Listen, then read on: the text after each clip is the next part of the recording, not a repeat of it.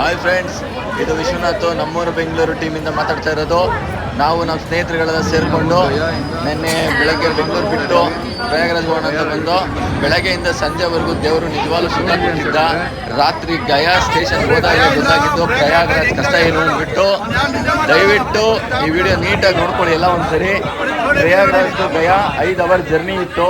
ನಾವು ಟ್ರೈನ್ ಗತ್ತಿದೆ ಒಂದು ಸಾಹಸ. 1000 ಜನ ಅಯ್ಯೋ ಜಾಗದಲ್ಲಿ 5000 ಜನ ಹತ್ತವ್ರೆ ಅಂದ್ರೆ ಅರ್ಥ ಮಾಡ್ಕೊಳ್ಳಿ ನೀವು ಕಾಲು ಹೆಂಗಿಡ್ತೀರಾ ಅಂತ. ಯಾರ ತಲೆ ಮೇಲೆ ಶೂ ಕಾಲ್ ಮಾಡಿದವರು, ಯಾರ ತಲೆ ಮೇಲೆ ಇನ್ನೊಂದು ಕಾಲಿಟ್ಟವರು ಗೊತ್ತಿಲ್ಲ. ಟ್ರೈನ್ ಹತ್ತಿ ನಾವು ಪ್ರಯಾಗರಾಜ್ ರೀಚ್ ಆಗಿದೆ. ಒಂದು ದೊಡ್ಡ ಸಾಹಸ. ನೀವು ಯಾರಾದ್ರೂ ಫ್ಯಾಮಿಲಿ ಜೊತೆ ಬರಬೇಕು, ವಯಸ್ಸಾದವ್ರನ್ನ ಕರ್ಕೊಂಡು ಬರ್ಬೇಕು ಅಂತ ಪ್ಲಾನ್ ಮಾಡಿದ್ರೆ ದಯವಿಟ್ಟು ಹೇಳ್ತಿದೀವಿ, ಯಾವುದೇ ಕಾರಣಕ್ಕೂ ಟ್ರೈನ್ ನಂಬ್ಕೊಂಡು ಬರಬೇಡಿ. ಓನ್ ಟ್ರಾನ್ಸ್ಪೋರ್ಟ್ ಅಲ್ಲಿ ಬನ್ನಿ. 5 ಅವರ್ 10 ಅವರ್ ಬೇಕಾ ರೋಡಲ್ಲಿ ನಿಂತ್ಕೊಳ್ಳಿ, ಬೇಜಾರಿಲ್ಲ. ಆದ್ರೆ ಈ ಪರಿಸ್ಥಿತಿಗೆ ವಯಸ್ಸಾದವ್ರನ್ನ ಕರ್ಕೊಂಡ್ ಬರಕ್ ಹೋಗ್ಬೇಡಿ, ಆಯ್ತಾ?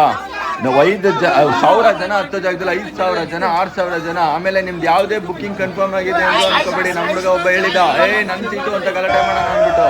ಯಾವ ಸೀಟು ಇಲ್ಲ, ಏನೂ ಇಲ್ಲ. ನೀವು ಅಲ್ಲಿ ನೀವು ನಿಂತ್ಕೊಳ್ಳೋಕೆ ಜಾಗ ಕೊಟ್ರೆ ಖುಷಿ ಪಡ್ಬೇಕು. ನೀವು ಮೇಯ್ನ್ ಆಗಿ ಭಾಷೆ ಬರಬೇಕು.